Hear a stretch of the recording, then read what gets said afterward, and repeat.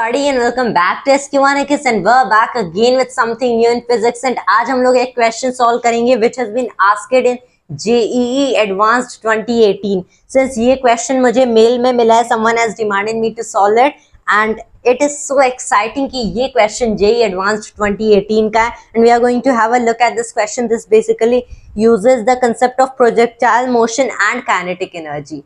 ये क्वेश्चन है कि a ball is projected from the ground at an angle of 45 degree with the horizontal surface. It reaches a maximum height of 120 metre and returns to the ground. Upon hitting the ground for the first time, it loses half of its kinetic energy. Immediately after the bounce, the velocity of the ball makes an angle of 30 degree with the horizontal surface. The maximum height it reaches after the bounce in meters is. Right, so this question is of course of JEE Advanced 2018. That is why it is such a beautiful question. तो यहाँ पे क्या basically given है कि एक ball है हमारे पास जिसको इनिशियल हम लोगों ने प्रोजेक्ट कर दिया at an angle of 45 degree. Velocity नहीं गिवन है. It is the initial angle of projection. Maximum height कितनी अटेन हुई वो गिवन है. So here we have a ball. इसको मैं बना देता हूँ एट द सरफेस. इसको प्रोजेक्ट कर दिया 45 डिग्री. ये एंगल हो गया 45 डिग्री. जब ये ऊपर गया देन व्हाट बेसिकली हैपेंस कि this is the maximum height attain. Maximum height हो गई हमारी 120 मीटर की. फिर जब ये नीचे आते हैं, this is not the end of the story कि यहाँ पे हमें कोई भी टर्म निकाल लेना है. जब ये नीचे आते ग्राउंड को हिट करता है तो फर्स्ट बाउंस में, फर्स्ट हिट में क्या होगा कि इसकी काइनेटिक एनर्जी अपना काइनेटिक एनर्जी का हाफ अमाउंट लूज कर देता है after collision. So this really proves कि ये एक इलास्टिक कॉलिजन नहीं है, इनइलास्टिक कॉलिजन है. There is some coefficient of restitution. अब क्या बेसिकली हो रहा है, जब इसने हाफ काइनेटिक एनर्जी लूज किया, क्या गिवन है कि जो वेलोसिटी ऑफ द बॉल है ये हॉरिजॉन्टल सरफेस से, वेलोसिटी ऑफ द बॉल कुछ ऐसे होगी. ये हॉरिजॉन्टल सरफेस से 30 डिग्री का एंगल बना रही है. Although this might seem like 60 degree, actual में 30 degree as given in the question है. तो ऑब्वियसली ये 30 डिग्री एंगल बना रही है, राइट.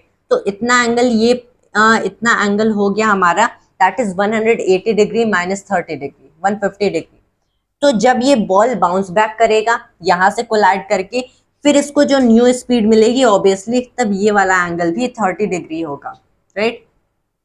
जब ये बाउंस बैक करेगा कुछ ऐसे, so this angle is also going to be 30 degree. कि जब ये इसने हिट किया तो 30 degree with the horizontal x axis, लेकिन ये डाउनवर्ड डायरेक्शन में ये एंगल जब बाउंस बैक करेगा टू गो दिस वे तो ये भी 30 डिग्री होगा.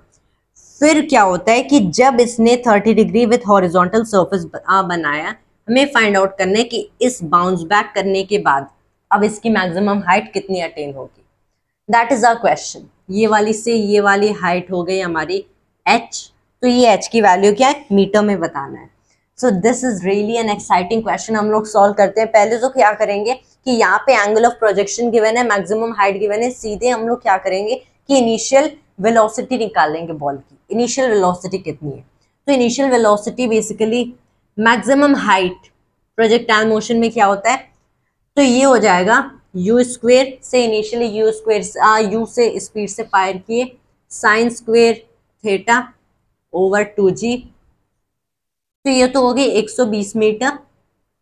नाउ साइन स्क्वेयर थीटा क्या होगा, साइन स्क्वेयर 45 डिग्री, यानी कि ये हो गया 1/2. सो 2 को नीचे ले लेते हैं, that is you square over 4g. कितना है, 120 मीटर. बाद में यू के लिए बाद में सॉल्व कर सकते हैं, वी रियली डोंट केयर. इस इक्वेशन को यहीं पे छोड़ देते हैं. अब क्या होगा कि जितनी kinetic energy, obviously kinetic energy, so by that I actually mean speed, क्योंकि मास तो इसका चेंज हो नहीं रहा. जितनी स्पीड से हम लोगों ने इसको फायर किया तो velocity actually not exactly except for the direction, लेकिन जितनी स्पीड से हम लोगों ने इसको फायर किया, जब ये नीचे ग्राउंड को एट फर्स्ट स्ट्राइक करेगा इसकी स्पीड उतनी ही होनी चाहिए. ऐसा क्यों, क्योंकि एनर्जी तो कंजर्व रहेगी.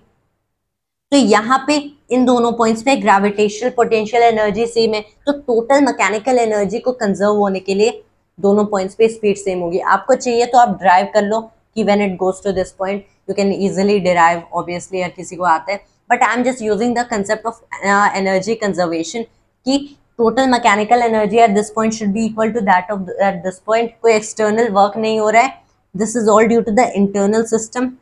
तो obviously total mechanical energy equal है, तो इस पॉइंट पे आएगा gravitational potential energy same as this होगी, यानी कि काइनेटिक एनर्जी भी सेम होनी चाहिए, मतलब स्पीड सेम होना चाहिए for energy to remain conserved. तो इतनी स्पीड इसके पास है u के बराबर at an angle of 30 degree with the horizontal. जब बाउंस बैक किया तो इसके पास उतनी ही स्पीड हो गई। रिमेंबर यहाँ पे काइनेटिक एनर्जी हाफ हुआ, एक्चुअल में उतनी स्पीड नहीं होगी, क्योंकि जब स्ट्राइक किया इसके पास काइनेटिक एनर्जी k थी, हाफ एम यू स्क्वेयर था, फिर इसकी काइनेटिक एनर्जी हाफ हो जाती है, that is k dash equals k over 2, यानी कि अब इसकी काइनेटिक एनर्जी हो गई half m u square by 2।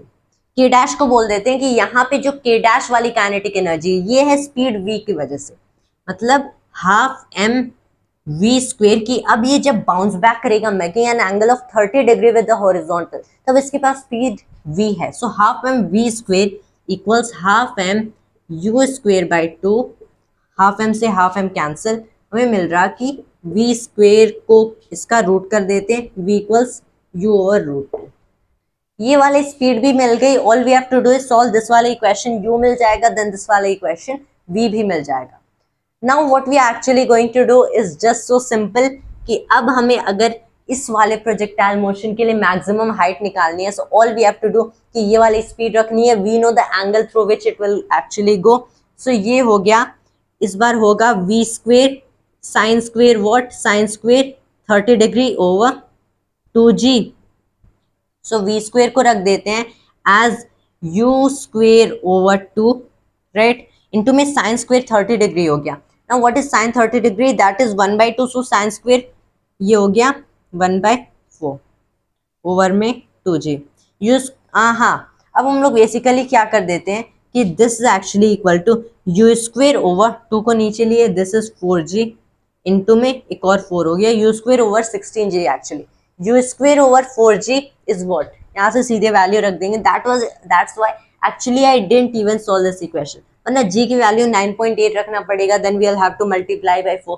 This term will have to multiply by this term, फिर इसका रूट लेना पड़ेगा। So rather than having that लेन देते, इंस्टेड हम लोगों ने इसको इस फॉर्म में लिख दिया u square over 4g into 4, तो u स्क्वेयर ओवर 4g हो गया 120 मीटर ओवर 4, ये हो गया 30 मीटर, एंड हमारा आंसर आ गया। एंड दैट्स आवर आंसर कि जब ये सेकेंड टाइम, जब ये एक्चुअल में फर्स्ट हम लोगों ने इसको प्रोजेक्टाइल के फॉर्म में फेंका, फिर जब ये ग्राउंड को स्ट्राइक किया एंड बाउंस बैक कर गया, तो उस मोशन में, that is the second projectile motion happening in the case, इसके पास कितनी मैक्सिमम हाइट थी, 30 मीटर की। This was obviously not a mains level question, ये जे एडवांस 2018 में पूछा गया है। मेंस लेवल क्वेश्चन में क्या होगा कि ये जो हमारा प्रोजेक्टाइल मोशन था, इसमें कोई टर्म निकालना है या फिर इसमें कुछ गिवन है, and according to that we have to solve, right. जैसे maximum height and horizontal range का रेशियो कितना है, like that kind of questions.